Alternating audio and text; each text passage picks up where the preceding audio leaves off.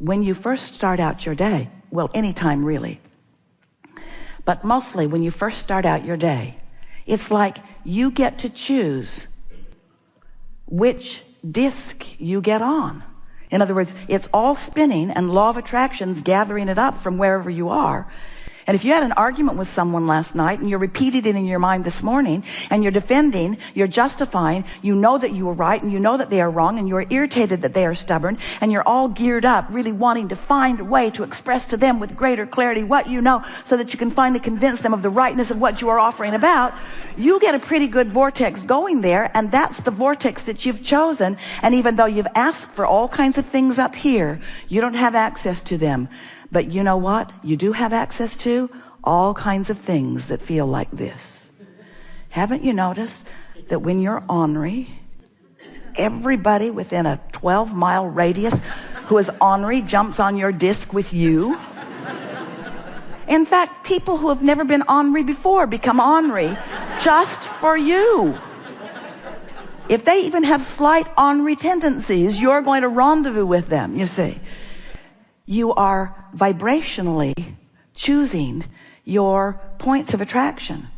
And law of attraction is matching you up with experiences and people and thoughts and images that are in the same vibrational frequency. And in the same way, you cannot set your radio dial on 101 FM and listen to what's being broadcast on 97 FM. The frequencies have to match up.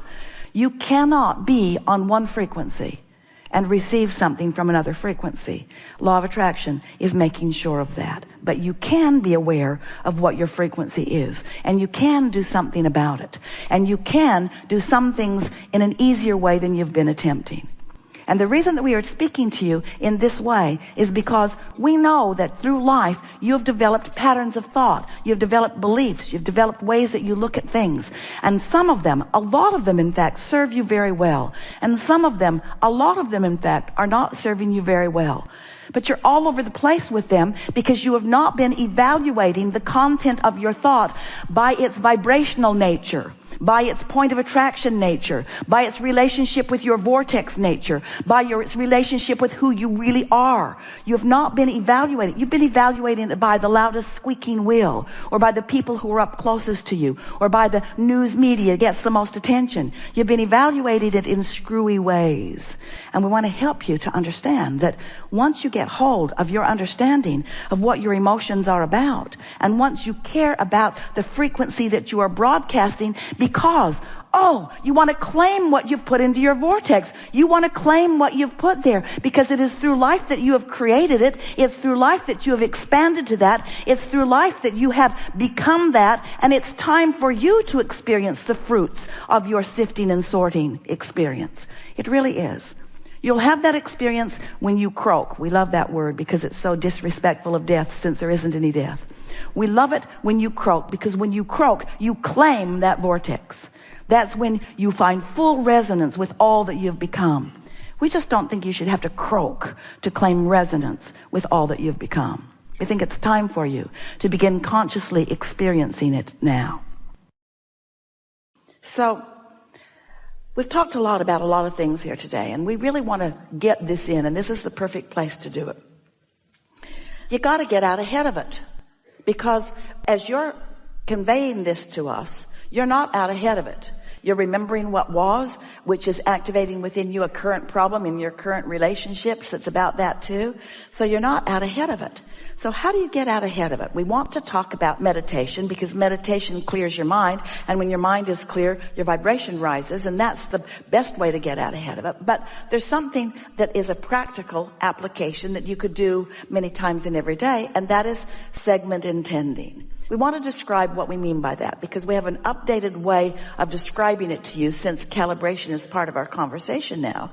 Calibration is not trying to fix something, because that calibrates you to the problem. Every time you try to fix something, you calibrate to the problem. So what true calibration is to find something in your now that you can focus on that hooks you to your power, to your clarity, to your source, to your strength. And then you take that calibrated, good feeling being into the world, or into a memory, or into a thought, or into something else. So you tune yourself, and then you go somewhere where the law of attraction can reflect back to you what you've got calibrated. Deliberate creation is deliberate calibration. Imagine there's a basketball player. He's in the NBA. What do you think he does during practice? He calibrates. He's been doing it for a long time. He's calibrating his muscle strength and his hand-eye coordination and the distance, and in many cases it feels innate. And he can, without thinking, it usually works best, he can, because of what he's learned, because of all of the calibration he's done, he can pop that basketball in the direction of the hoop, and it can go in because he has calibrated that. So that's a physical calibration. There's lots of physics. Esther can calculate how long it will take her to get someplace by how fast she is driving, given the fact that there's no traffic. There's a certain physical calibration that she can do.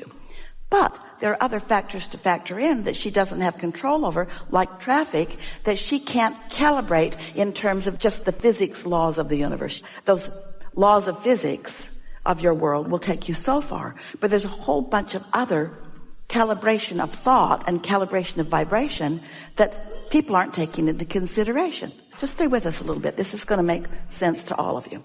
So the basketball player knows how fast he can run. He knows how he feels today.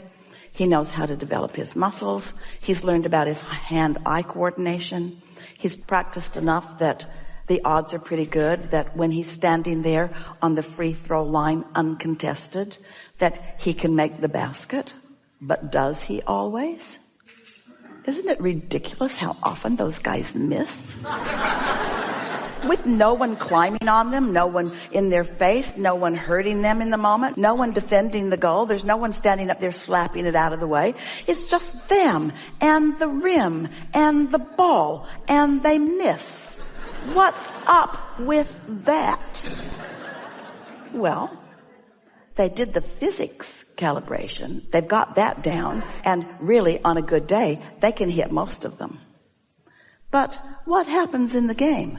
Who gets in their head? What's going on? Fans, most of the arena sometimes doesn't want them to hit it. Most of the arena will jump for joy when they miss.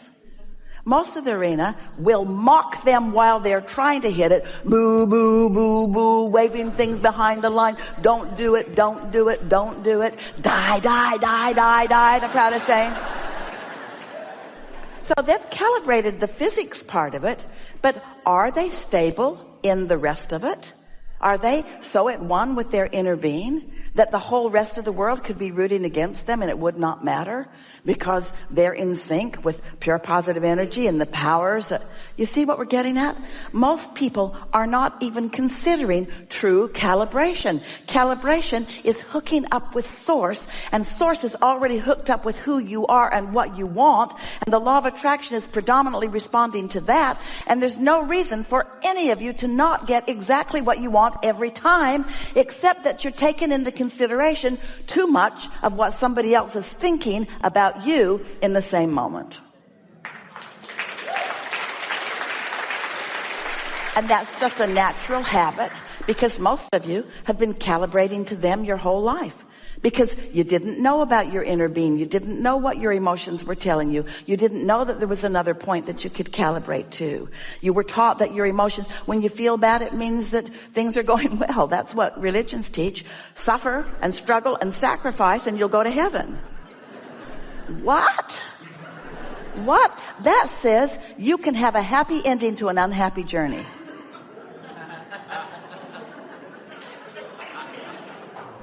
Well, really, in that case, they're right. Because when you croak, it is a happy ending. Every single time. But most of them don't want it that way. If you're not doing what they think you should be doing when you croak, they damn you to hell. Fortunately, they have no power over that. First of all, there is no hell. Second of all, you don't go where they send you. But when you reemerge in a non-physical, you release all doubt and fear and worry, and you just naturally allow yourself, the law of attraction just draws you right to who you are. And that's what's going on all day, every day. All day, every day.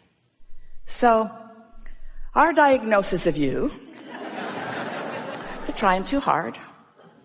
Most of all, you're trying to please others. And in your effort at pleasing others, you're not pleasing yourself, and then you condemn yourself for even trying to please yourself. And we just want so much for you to know that when you feel good, it is so good. And when you feel thrilled, it is so good. And when you feel clear-minded, it is so good. And when you feel happy, it is so good. And when you feel wonderful, it is so good, because that's who you really are. And nothing else will do for you. Nothing else will do for you. Nothing else will do for you. Everything else is off for you. But nobody's going to do it for you. But nobody's going to do it against you either, because nobody else has the power.